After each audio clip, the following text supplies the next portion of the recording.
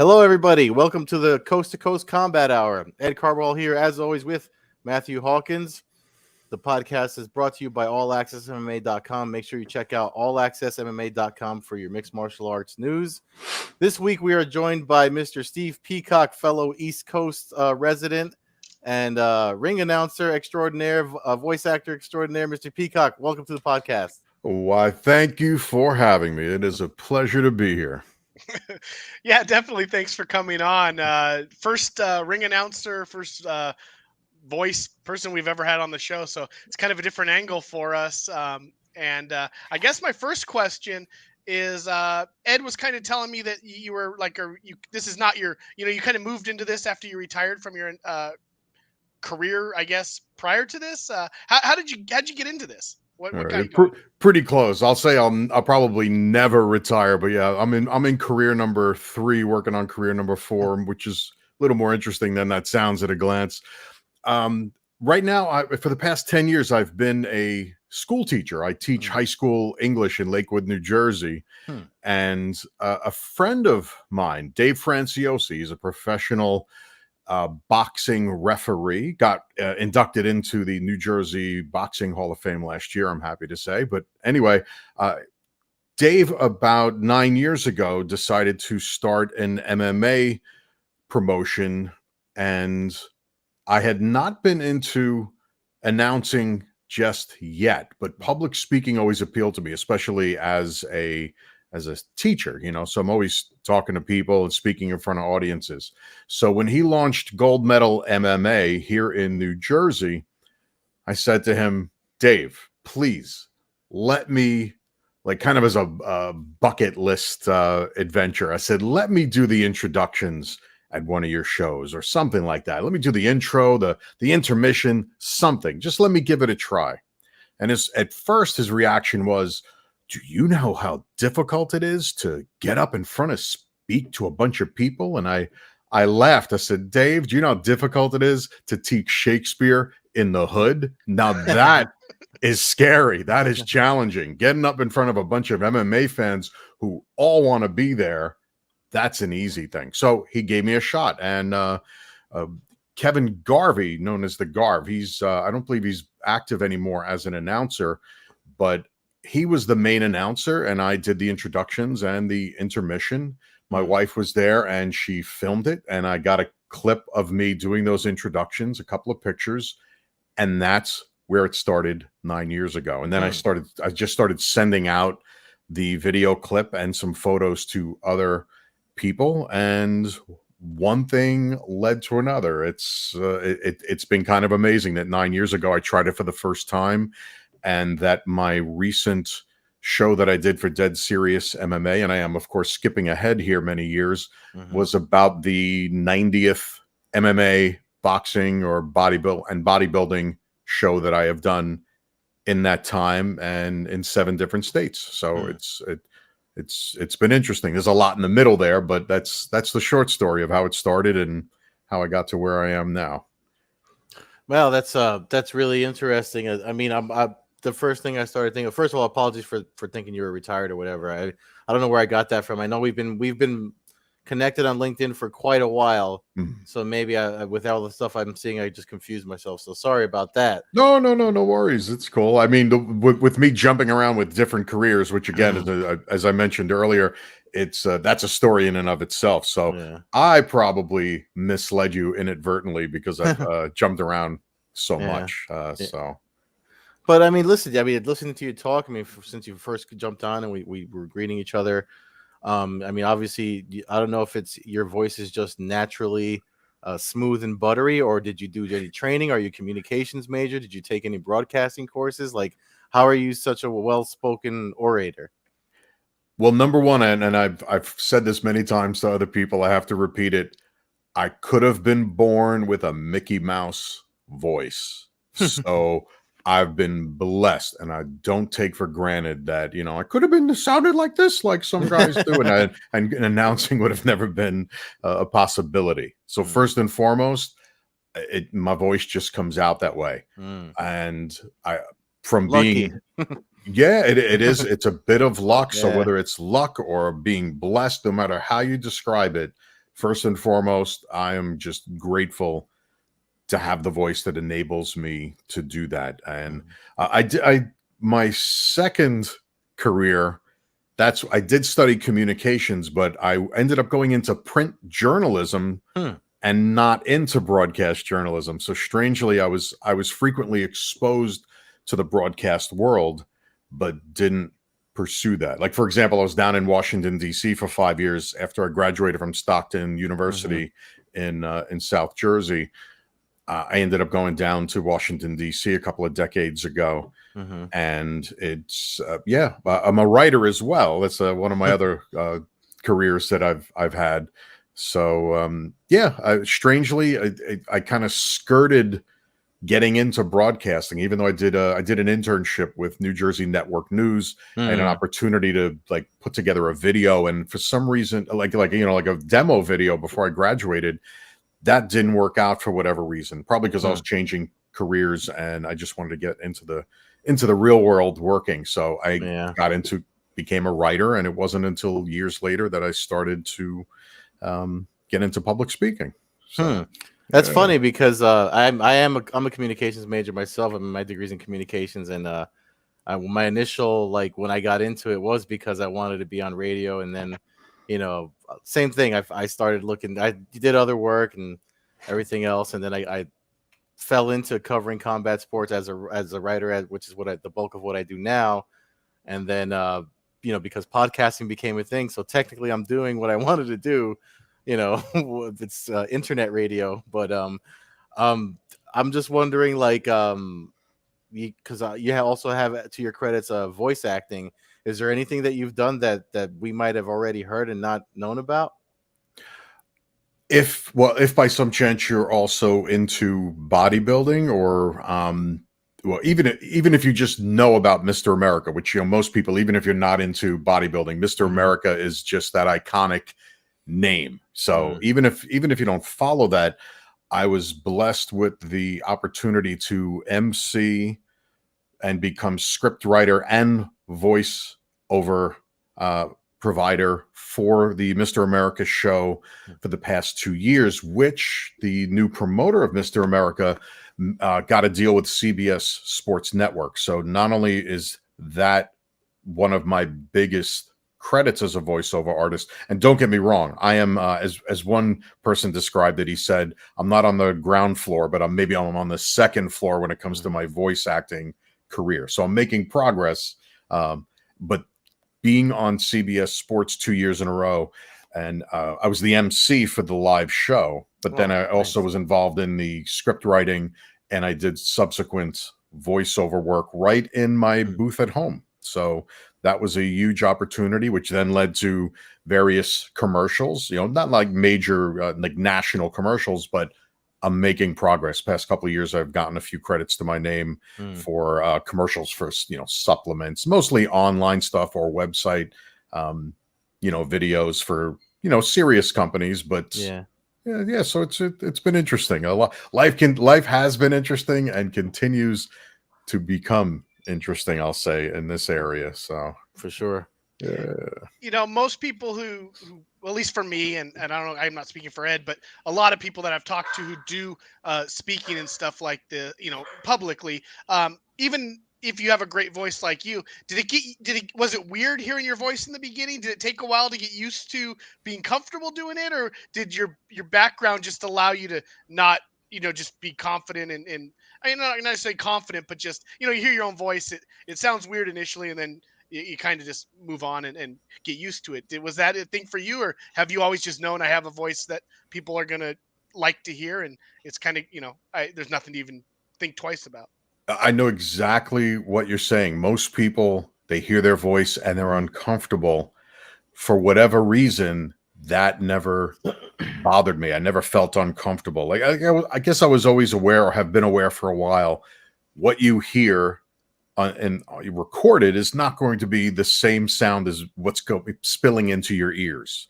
So I kind of accepted that and knew that, and it never affected me. I liked the sound of my voice. I enjoy performing, like even as whether as a teacher or as doing voiceovers and fight announcing. there's a performer in me that has only emerged in the past decade. So it flowed from there. And I think it's, oh, check this out. While I'm thinking of it, even though I'm a full-time English teacher, high school teacher, the first time I picked up a microphone, I remember exactly when it was, and I get a reminder of this almost every day on my way to work. There is a house in Lakewood, New Jersey. I know the exact corner where it is. And in January 1980, I picked up a microphone for the first time, not as a speaker, but as a singer. Oh, wow. I was in a band literally a half mile from the high school that I've been working for the past decade. And I sang at a Sweet 16 party. And I just loved it. I loved picking up the mic. I sang Cat Scratch Fever by Ted Nugent and Freebird by Leonard Skinner. That was my debut. And yeah, and I've just loved it since. And it keeps evolving, which is amazing. That's great, man. I mean, it's just to see that you've always kind of just had a passion and a knack for it. And you found yourself, I mean, everything you post, when I see you put your updates on LinkedIn and the photos of the stuff, the events you do, it always kind of just gives me a wave of energy to see somebody pursuing something that they're just good at, passionate about. So it's great to see. I would imagine starting out though, especially when you're doing something, I know you talked about your first MMA event, but like when you first started doing it, I mean, again, there's no real like training or anything that you can do. I know they give you the fighters' names, there's some background information to read off the cards. So like when you were first doing it, was there a sense of like butterflies in your stomach? What did you voice crack at all? Like how'd that go your very first time doing combat sports? My first show, which was for gold medal MMA, and this was at Brookdale Community College. They have a nice theater there, and everything went well, with one small exception, and he was so gracious for my, I don't know if you call it a minor screw up, but it was a kind of a hidden screw up. Henry Haskup, I don't know if you're familiar with Henry. He is he's like a legendary boxing historian as well as boxing announcer. And he came into the ring and I was going to introduce him. Well, I fumbled with my cards, and because I was new to the business, even though Henry is huge, like everyone knows Henry, couldn't find my card, drew a blank and couldn't think of his name. And immediately he saw what was happening and he just kind of whispered, Henry Haskup. And I said, Henry Haskup. And it just, that was a learning experience, because I found out even when you screw up, keep going. Don't apologize. Don't act like, oh, excuse me, keep going like nothing happened. And actually, whenever you're ready, I actually had my first acting, cable TV acting debut took place not long ago. There's actually a funny story about screwing up and keeping going. We could talk about that now or just, bring it up at another time, but no, you could do that's, I love funny stories. So go right ahead if you want. Check this out. I get, as you said, you've seen my stuff online. I market myself fairly well. I get my name out there. Well, I get a call one day last March. I'm sorry, not a year prior to this March. I get a call from a casting director in New York, and she said, I saw a video of you doing a New York accent. I posted something on Facebook about it was pretty funny, actually. It was about just New York accents versus Boston accents and how some of my friends don't know the difference between the two. So it was a comical thing about New York accent. I was born in the Bronx, even though I don't sound like I'm from New York. I'm born in the Bronx. My family lived there for a century, so I could tap into that background. Anyway, she saw this and said, would you like to audition for a show that we're creating just for one episode? I need someone next week. Let's see how you do. So I had an audition online. And there's a show on Discovery Plus. It just got released in the United States. It was around the world for the past year, but it just got released about 2 months ago, called Billy Buys Brooklyn. Okay, so the audition went well. I show up in Brooklyn that Monday. It's a show about antiques.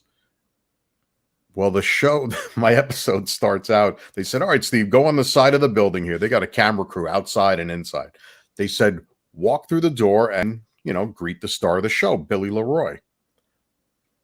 I walk in the door, trip up the frickin' stairs, the front step going in the door, stumble into the set with a whole crew there.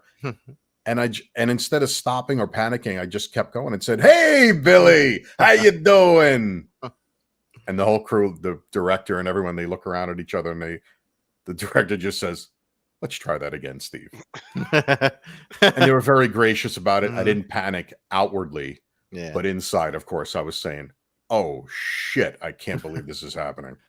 And then everything worked out well. It was great. I was able to improvise, and some of the people on set were shocked that I was not a trained actor, that I was just doing it more of a, as a side gig. And, so you just got to stay cool. And I have an MMA.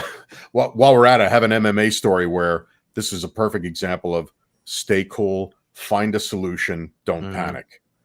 My first New York City show was for Extreme Cage Fighting. Okay. A place in Times Square, or near Times Square, right in Midtown Manhattan. I'm so excited. I'm like, all right, fine. I'm back to the city of my birth. I'm going to do my debut right here in Manhattan.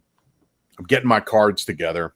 I'm upstairs in this place called actually I forgot the name of it. They changed the name of it, but it's like a nightclub studio in on the West Side. So I'm getting my cards together with all the fighters' names. I drop one of my cards. I lean over to pick up the card. My tux pants ripped from my sack to my back, I'll say. Wow. So I'm standing there I have no back. I did not bring backup clothing. And I have a hole in my pants. Well, now I do sometimes. Yeah. But my ass is hanging out of my pants. And I stood there for 10 minutes just thinking, what the hell am I going to do? Here's my New York City debut, and my ass is hanging out. Of course, I was wearing white underwear that day, so there's no hiding it. Wow. One of the fighters' trainers goes by, and he said, "Are you okay?" And I said, "Hell no." And I told him what happened. He said, "Here's a T-shirt. Tuck it in your pants, and we'll cover up your underwear." I said, "No. That's not going to work." Fortunately, one of the commentators came by. I told him what happened, and he said, "I brought another outfit. I just drove into the city with this." He said, "Let me put on my outfit for the show. I'll give you the pants, and it's not a perfect match, but we can, on with the show." Yeah. And I just stayed cool, put on the pants, and everything worked out well. We kind of have a running gag on the show with mispronouncing names. We've moved a lot past the Frank Shamrocks and Tito Ortiz in the world of MMA. Now we got Blakovic and Jaceks and Nurmagomedovs. Have you ever just tanked a name where you just gave it your best effort, but it was just something that was just so over the? I mean, because it sounds like you got to sound them out half the time. When you're just reading it, it's like. You can say it a million times and all of a sudden it's hard to get it out. Do you have anything you ever just tanked? I've been blessed with just the wherewithal to always double check. Like I don't remember if I have ever guessed. I will ask. I make sure I get there a couple of hours early and ask people how to pronounce their names. I remember one name that I remember in particular. That actually I got it perfectly right, even though when you read it, it looks like something else. But there's a fighter named, I think it's something like Zuzasalon Kusainov. I mean, there's like all of these syllables. Yeah. And I got it just right. Oh, actually, you know what? I just thought, I'm trying to think of, what is her name? At the last minute for a Dead Serious MMA show, one of my first shows for them, everything went well at the show. But all of a sudden, Frankie Perez, promoter of Dead Serious, he has me call in a bunch of VIPs who are out in the audience. And again, I'm drawing a blank on her name, but it's a well-known female fighter. And I had to guess at her name. And Frankie Perez Jr. whispers to me, like he said, close, but not quite. And I was like, oh, shit. But anyway, so it worked out. Nothing major, though. No real funny stories there.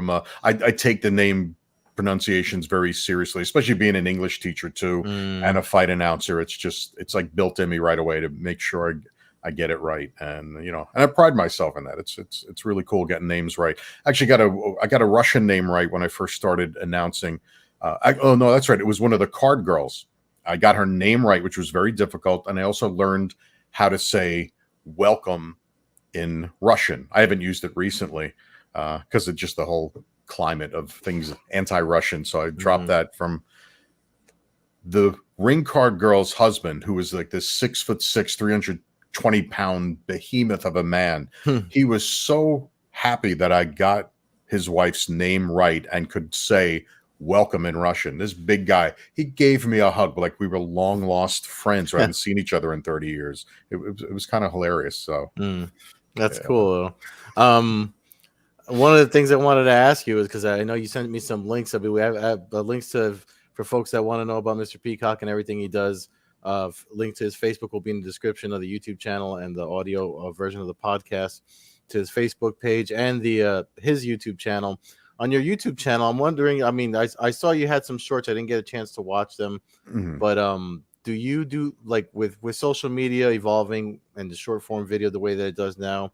There's this commercial on TV that says, that now for TikTok, it's I learned on TikTok.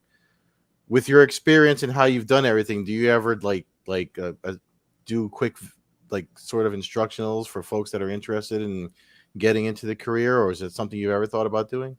I have, in fact. I've had a couple of people write to me and say, "How did you do it?" And by the way, I mean, I'm no Bruce Buffer. Like I've been blessed with a lot of events. I'm making progress. I'm not like nationally, or at least not internationally known.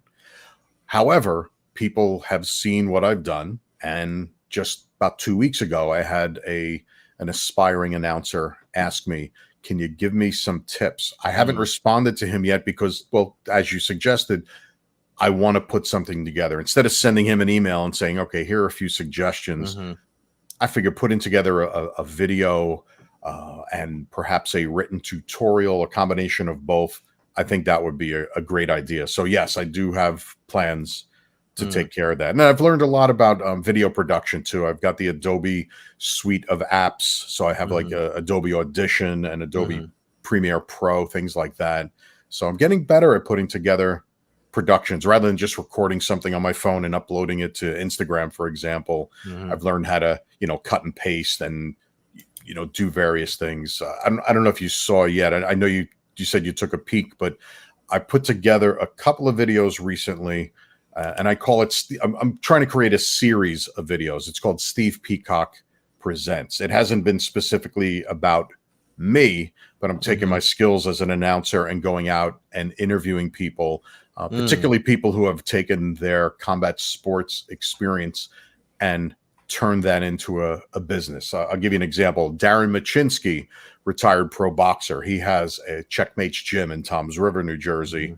And I just went down to interview him. I spoke with him about his career. I filmed it on my phone, nothing fancy, but I thought I did a pretty good job of just watching him, interviewing him, and to give it an added twist, I found a 1995 collector's card when he was like really hot as a boxer, and I brought it with me. And at the end of the interview, I was like, "Darren, please, give me an autograph." And then I showed it to put it up on the camera. I was like, "Darren Machinsky, I got a little memento from New Jersey boxing history." And then last month I went to Dante Rivera BJJ gym in Freehold. Yeah. And Dante Rivera, who's a retired, he was in Bellator, Ring of Combat, and a few other. He had a pretty impressive career, and he allowed me to come to his gym because one of his fighters was going to be. Well, I'm sorry, I thought just one of his fighters was competing in Dead Serious 43 recently, so he allowed me to come to his gym and record it. And it turns out 4 of his fighters were on the card. I didn't realize that at first. Nice. So I went in there, I interviewed them, I watched them in action, I gave some commentary. And one other cool thing about that experience, one of the fighters on the card is the son of a guy I played football with at Lakewood High School back in the 1980s. And likewise, someone who got inducted into the High School Hall of Fame. He for wrestling, me for football. So we kept in touch over the years, and suddenly his son is a fighter. So that was an interesting twist to to recording that. His son, by the way, Jamani Oliver is his name. In his debut earlier this year, he KO'd his opponent in 27 seconds in the first round. And in his reprise appearance last month, he KO'd his opponent in 29 seconds. By the way, I saw him after the event, and I was like, hey, Jamani, I said, well, what took 27 seconds the first time, right? He said, yeah. I said, dude, you're slacking, man. It took you 2 seconds longer to KO someone. Which I know is risky to say to somebody who's trained in Brazilian jiu-jitsu, but he laughed. He did not strike me. Yeah, he don't want to prove he can do it any quicker. Huh?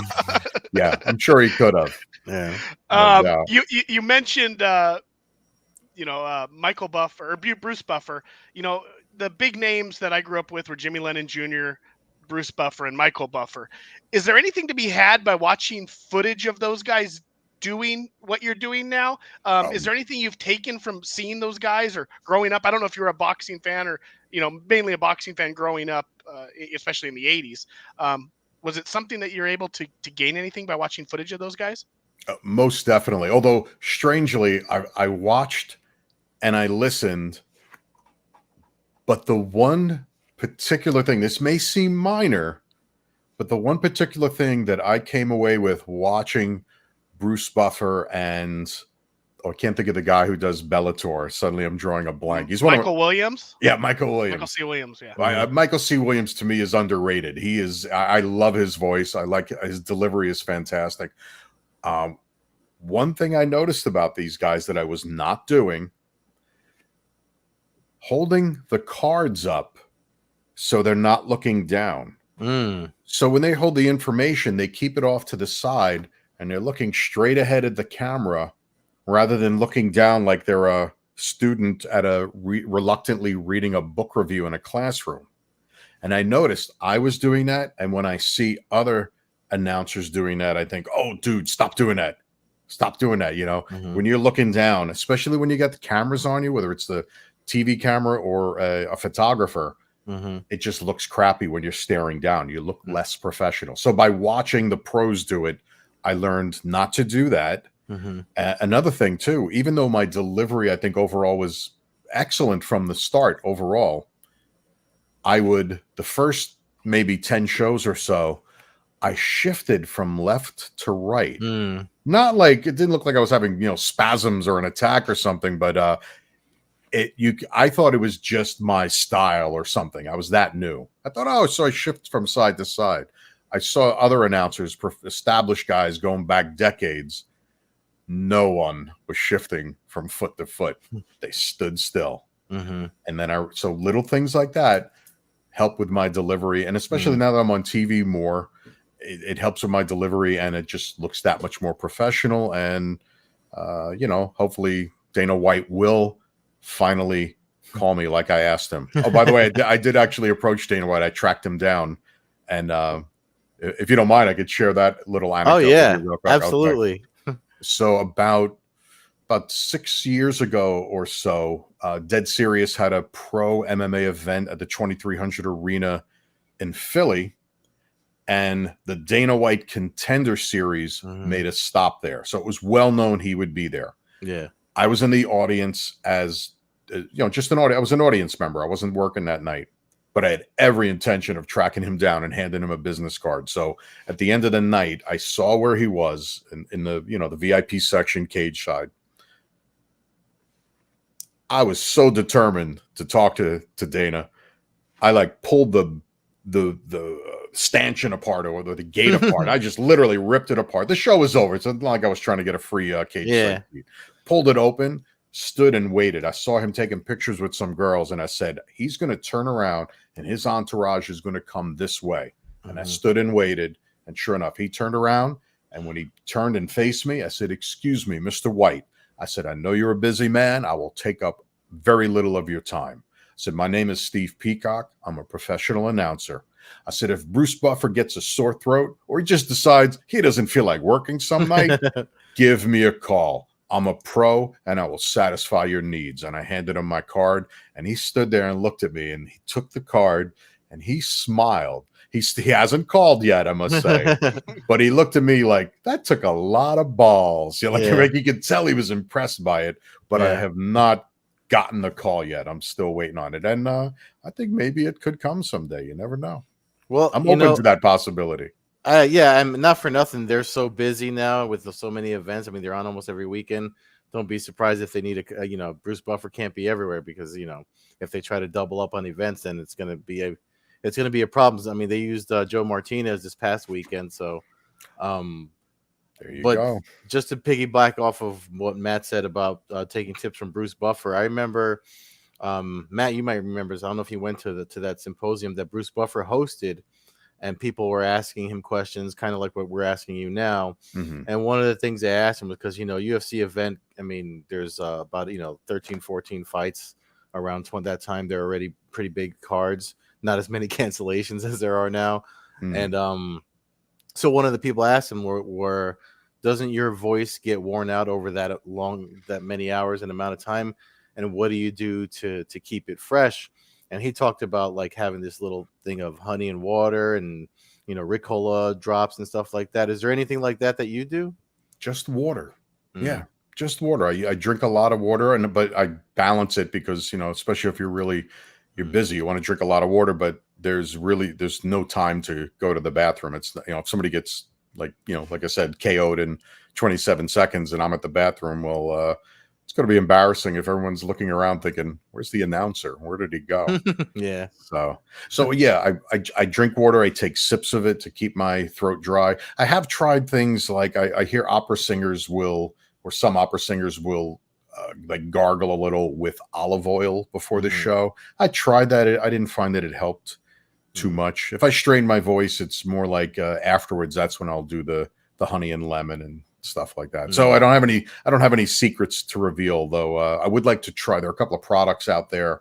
Ring announcer Mike Markham, he frequently, I don't know if he's sponsored by them or what, but I think it's called Vocal Zone, little like drops or lozenges that you take. And I was just looking at that just a little while ago, in fact, and said, I got to give something like that a try, or at least just have it on hand. Yeah. Just in case. I did for Men of War Pro Grappling about a month or two ago. There were 54 bouts. Wow. 54 matches. Well, I did the face-offs and then introduced everyone all over again. So by the end of the night, my throat was raw. So I realized, no, I got to come better prepared just in case. Yeah. I can't let my voice get to that point of being worn down like that. Are you going to do the one? There's one the end of next month, or I don't know if they've notified you yet, but there's another event the end of next month. Are you doing that one? That is correct. Yes. No, I'm glad you mentioned that, because for Dead Serious Promotions, back in 2015, I think it was, I did 4 shows for Frankie and Lourdes Perez. They're the promoters of Dead Serious. They do Dead Serious MMA, Men of War, and World Class Kickboxing Championship. And they're also affiliated now with Ring of Combat Pro MMA. I do, just early this year, I was asked to do all of their shows after their regular announcer. Well, I'm sorry, with the exception of Ring of Combat, Peter Neglia, Lou Neglia's brother, he's the announcer for them. But Frankie and Lourdes asked me to do all of their shows with the exception of Ring of Combat. So I have those 3 promotions to do. And like you said, at the end of August, I will be doing Men of War 14, I think it is. Yeah, I'll see you there, because Nate Ray's on that card, and he trains with me over in North Brunswick, and nice. He's competing, so I'll definitely see you in person finally. Excellent. Glad to hear it. You mentioned all the jobs you take in, and talking to Dana White about other jobs. We've had Sean Wheelock on the show, the play-by-play guy for BKFC currently, and all MMA, did Bellator for almost a decade. I think a couple years ago he was offered something from like an adult website to do some kind of play-by-play, or I don't even know the details. Have you ever been offered anything where you were like, no, I don't want my voice on that? I'm giving it away with that laugh, huh? Gosh, nothing like you just mentioned. I'm trying to think if I should even share this. Yeah, I guess why not? It's part. What the hell? I do commercials that are known as video sales letters. They're kind of like the QVC, hour-long pitch for a product. I got into that last year, and I've gotten more of those gigs, which is really cool. I get a few $100 a pop. It's it's a decent side gig.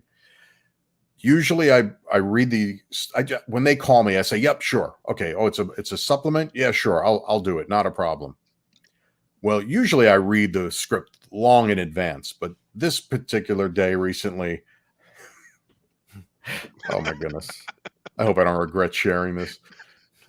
I read the script that morning, like while I'm on my break at school, and it's for a gut health supplement, which doesn't sound bad, does it? Right? Gut health. Okay, all right, take a pill. It makes my stomach better. No, this script started out with, there I was at the Christmas dinner table, and I crapped my pants because of this gut problem I have. And at work, I go to the bathroom so much, I stunk up the bathroom. No one wanted to talk to me. They finally fired me for being in the bathroom too much. So I read that script, and I was horrified. I thought, I can't believe I agreed to do this. But it's acting.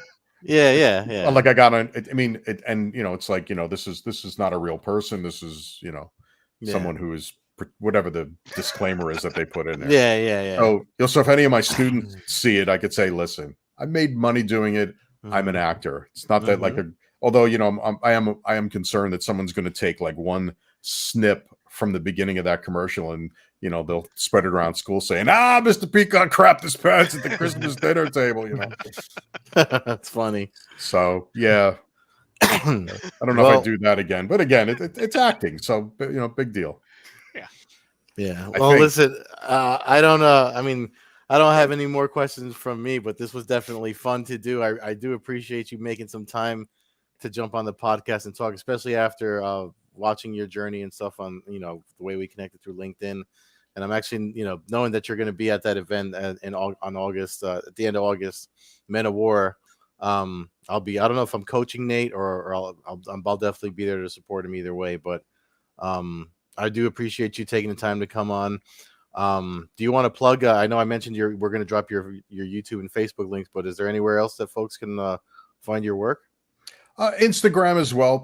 Peacock Voice is my handle. So if you looked up Peacock Voice, all one word, whether it's Instagram, YouTube, Facebook. I actually just opened up a Tumblr account as well, which I don't know if I'm going to pursue that. I'm trying to get my name and my voice and my face out there. But yeah, Peacock Voice. That's really about it. And stay tuned too. I'm a professional writer on the side, and I've got some projects that I am working on. I've been sitting on a book for a couple of years. Maybe I'll save that story for another time. It sounds like you guys got to go, both, man. But it's been an interesting ride. And hey, it all started. Let me just throw this out there. A lot of my ambition to get out there and get my voice and out there and just enjoy life. It all began with I wanted to pursue a career in law enforcement, and I wrote a book about that, and actually got shot in the line of duty and decided to change careers and change paths. And I'll just say, from that moment of saying, wow, so this is how my life will end. I had a guy actually put a 38 in my left armpit during a traffic stop in New York in 1990. And so I accepted my death at that time. And in the past 30 plus years, I've just been grateful to be alive because I came this close to checking out. So I'm grateful for this show. I'm grateful to be breathing and smiling and enjoying life. I do have another question, because I don't want my last one to be about you crapping your pants. But Please. Yes, but this could potentially go that direction if we're not careful. I've been privileged enough to go attend several hundred fighting and combat events, and I've seen some gnarly stuff sitting ringside.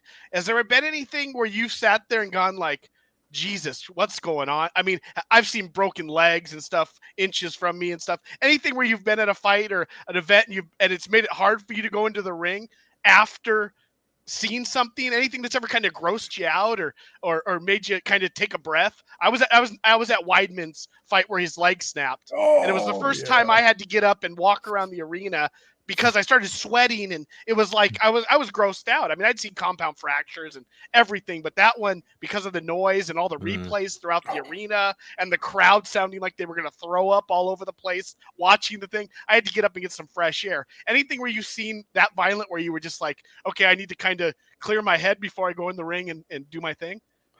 Well, the body fluids flying through the cage netting my way, that's like a normal thing. One time I got hit like right in the eye with, I'm hoping it was just sweat and not blood or saliva. No, but I one of the knockouts, in fact, Jamani Oliver that I mentioned earlier, he hit this guy so hard and he landed literally right on the other side of the netting in front of me and was kind of shaking a little bit and was clearly unconscious. And I sat there with my jaw hanging open. It was truly shocking. It was just a violent KO, but nothing worse than that. No broken bones or blood flying or anything like that. So yeah, fortunately I've been, and no fighters crapping their pants or anything like that. So I've seen that too, unfortunately. I can imagine. Were you a fan of the fight sports before you got into this? You mentioned football, but was it something you were a fan of, so you knew what you were getting into? Was your first experience there kind of your first eye-opening of the MMA and fight combat world? Just prior to getting into announcing, a friend of mine said, "Oh, why don't you come over? Saturday night we got pay-per-view. We're going to watch some MMA." And I said to him, "What's MMA?" So yes, this was all new to me. I didn't even know what the acronym meant a decade ago, but I quickly became a fan. I've been a boxing fan since I was a kid. Like I used to watch Muhammad Ali and Ken Norton and Larry Holmes and Jerry Cooney. Oh, in fact, I met Jerry Cooney and Larry Holmes one time. Took a picture with them. It's my favorite marketing image, is me standing there with Larry Holmes and Jerry Cooney. I had a MC Jerry Cooney's annual fundraiser up in Hoboken, and it's my favorite picture. But anyway, so I was more of a boxing fan. MMA came later.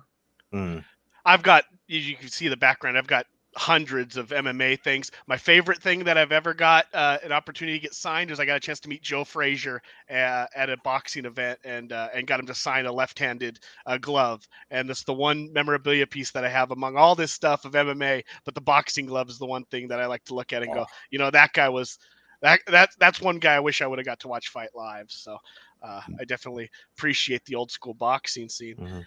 Kind of wraps it up for me. Maybe down the line we'll be able to get you on again. It sounds like you got years of stories at this point, and more coming up every day. Absolutely. In the future. Fans can check out the show at Combat Hour on Twitter, Coast to Coast Combat Hour on Instagram. Follow me, Matthew Hawkins, at MMA Hawk 21 on Twitter and Instagram. Follow Ed at Carbazol on Twitter, Carbeerzol on Instagram, and Old Head Carb on Twitch. And weekly, our show is brought to you by www.allaccessmma.com. Thanks, Steve, for coming on. Some fun chat there, and look forward to seeing you on TV and perhaps having you on in the near future again. And hopefully you'll see me on TV, but not in that commercial I told you about. I'll be looking for that one too. No, don't, please. All right. Thank you so much for having me, gents. Have a good night. Thank you for listening, everyone.